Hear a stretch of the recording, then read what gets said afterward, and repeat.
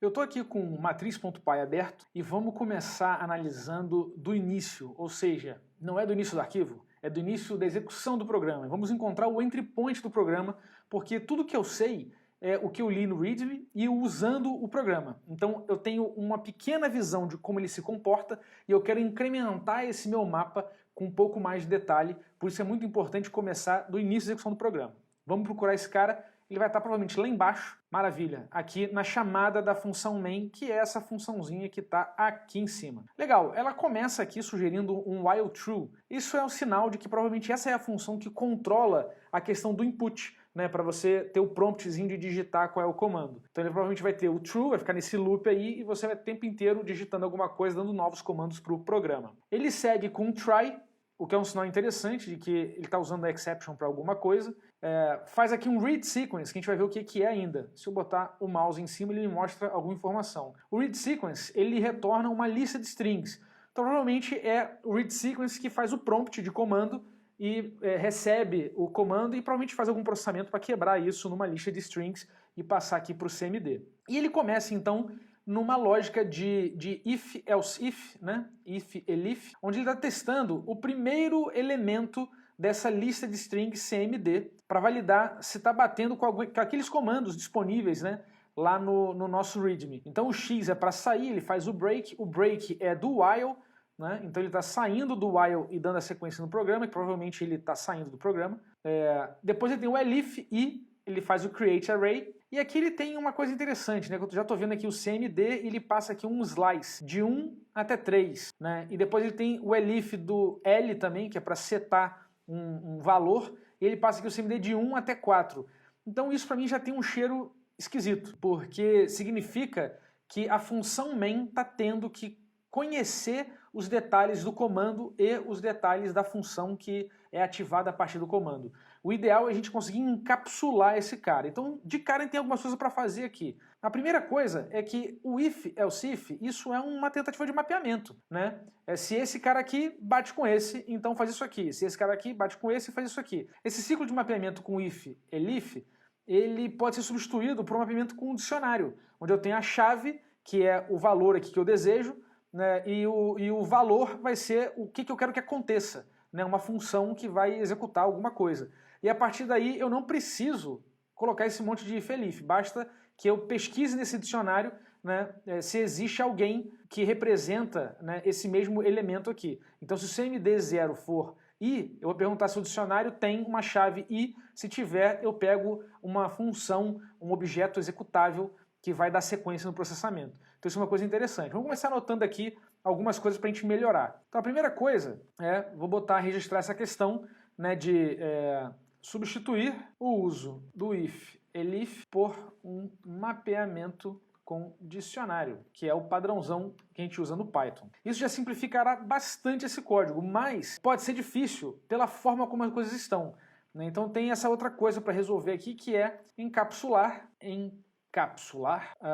os detalhes do comando sem vazar para o main, que é exatamente essa questão aqui, né? De saber se eu tenho que passar 1, passar 3, enfim, como é que essa coisa funciona. E aqui já fica para mim uma parada que é o seguinte: quem está pegando o input é o read sequence, mas quem está tratando o loop é o main. Parece que tem alguma coisa esquisita, né? Olhando aqui na sequência, no caso do L, por exemplo, que ele vai usar a função colorPixel, muda um pouco a natureza. Veja que o meu PyCharm está até marcando aqui o board. Por quê? Porque eu estou usando uma variável que pode não ter sido definida antes.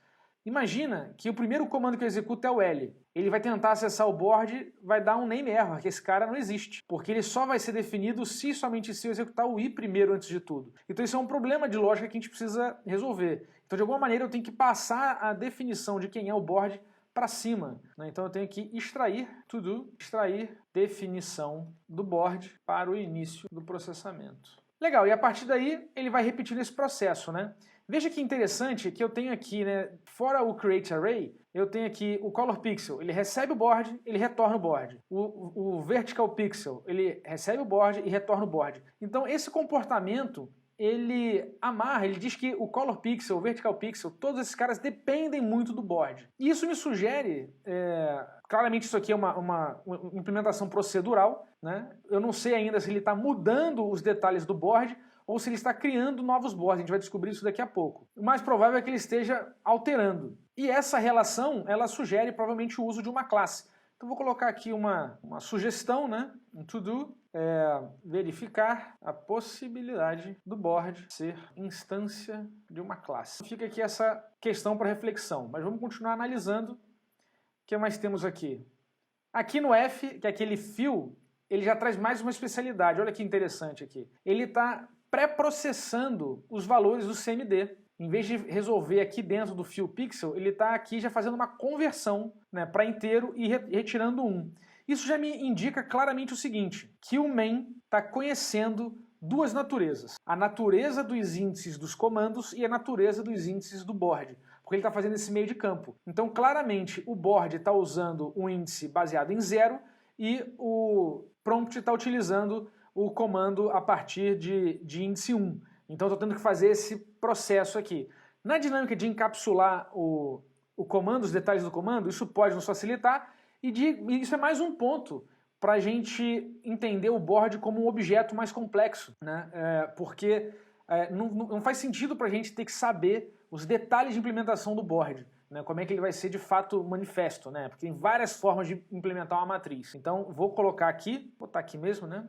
To do, encapsular a conversão de índices do board. Legal. Mas aqui embaixo ele tem o S, que não estava funcionando, a gente não sabe muito bem porquê. Ele dava simplesmente comando inválido. E é curioso, porque ele tem aqui. O G não tem, mas o S tem. E aí aqui embaixo, opa, já vi uma coisa, ó. O S, então, ele está executando esse cara, a gente não sabe o que ele é ainda. Se eu botar, o que ele faz aqui? Tá, ele simplesmente recebe um nome, né, e vai receber o board. Beleza, para salvar no arquivo. E aqui embaixo ele tem um accept. Então a sensação que eu tenho é que tá dando alguma exceção nesse cara, e esse accept está camuflando ela, não deixando a gente ver qual é o erro que está acontecendo. Então isso é mais uma coisa para a gente analisar. A gente precisa eliminar esse padrão, né? Então, mesma coisa ali em cima, né, com o board sendo acessado sem estar definido antes. Então eu preciso aqui botar um to-do, especificar as exceptions que serão tratadas. É muito importante a gente evitar utilizar except genérico, porque isso camufla,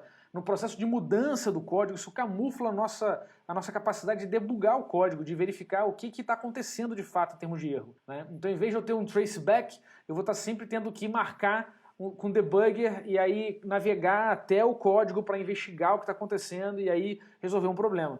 Então é muito importante a gente separar isso. E isso provavelmente está acontecendo porque ele quer manifestar aquela lógica de comando inválido. Então a gente consegue separar isso, né? Basta que eu isole no meu prompt, provavelmente naquele read sequence lá em cima, ele tem que isolar completamente e garantir que ele não vai sair de um loop enquanto você não colocar um comando válido. Acho que essa é a grande questão, né? E todo o resto vira um detalhe. Então esse tratamento de comando válido ou inválido está escapando do main e precisa migrar para o read sequence de alguma maneira. Então já vou colocar aqui to do, verificar como isolar a validação do comando no read sequence. Ainda não sei como é que ele funciona, a gente ainda não viu ele, mas é o que me parece, né? Isso tudo eu estou tentando mostrar para vocês o raciocínio antes de realmente ter domínio do código. Eu estou pegando só pela estrutura que está sendo apresentada, né?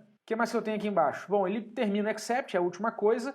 Eu volto aqui no C, é o clean array, né? Então ele recebe o board e retorna o board aqui. E aqui tem esse else. Olha que curioso. Esse else mostra pra gente, né? Esse else se não for nenhum desses caras, faz o continue. E o continue vai fazer o quê? Vai jogar a gente lá pra cima de novo, em que ele vai fazer o read sequence novamente. Então o que esse else está mostrando é que tem um furo na validação do comando. Porque ele faz a lógica toda do jeito que a gente quer, no final ele tem que ter um caso de else aqui para não imprimir o board sem nenhuma alteração, certo? Então isso é um problema, porque é capaz de entrar nessa lógica aqui, mesmo quando o comando não é válido, não é conhecido, não é aceito. Então mais um furo, né? Isso aqui a gente tem que remover, né? Vamos ver como remover quando a validação do comando for encapsulada no read sequence. Maravilha! E aí o nosso código vai ficar muito mais plano. Uma coisa que eu já não gosto de cara aqui desse print board é que é print board. O Python já tem uma função print, né? Então o ideal seria que fosse print board como string, né? Eu uso print do Python mesmo, né? Então provavelmente essa função está cheia de print dentro dela, em vez de estar retornando a representação em string do board. Então a gente tem que ver isso aqui. Vou colocar aqui em cima, to do, extrair o print do print board. Acho que isso é mais interessante, porque dessa maneira, como o main é o entry point, e logo antes do main, o que a gente tem é a entrada e a saída, né, que é o que o terminal está fazendo, então faz sentido que ele coordene a entrada e a saída, que ele tenha aquela representação. Isso vai facilitar, inclusive, a gente poder parametrizar para que o programa execute de outras maneiras. Para que ele tenha, por exemplo, como o Python tem. Eu posso executar o Python pela linha de comando, dizendo, ó, executa esse programa aqui, ou posso executar o Python de modo interativo, onde ele vai ter uma linha de comando, um prompt ali. É o mesmo código, é o mesmo software, só que ele tem dois módulos de execução separados. E esses módulos de execução precisam estar bem resolvidos, né, e sem o vazamento, sem o conhecimento de detalhes de implementação do resto, né, isso é uma coisa muito importante. Então por isso que eu gosto sempre de manter a entrada, o tratamento de entrada e saída o mais fora possível do meu código, até para facilitar o teste, porque no caso aqui, como eu tenho um loop, esse main é muito difícil de ser testado, porque eu vou estar sempre naquele loop, preso naquele loop, então teria que botar uma entrada, botar uma saída e botar o comando de sair, né, o tempo inteiro tendo essa repetição, ao invés de eu simplesmente ter uma fronteira bem definida, e essa fronteira permitiria que eu ignorasse o modo de execução do programa e focasse na lógica de execução do programa, né, pegando cada um desses comandos e validando eles, inclusive com o comando, né, porque eu tenho o processo de transformar string em um comando, né, eu poderia manter isso, então ficaria com uma interface, seria um teste que contemplaria todo o fluxo, menos o loop. Então isso é uma coisa que a gente pode ver também mais pra frente. Bom, legal, então já que a gente está no main e ele trata, a gente tem aqui claramente três coisas, tem a entrada, a saída e a lógica toda do dispatch de para que função vai ser executada, vamos continuar com a entrada e saída na próxima aula.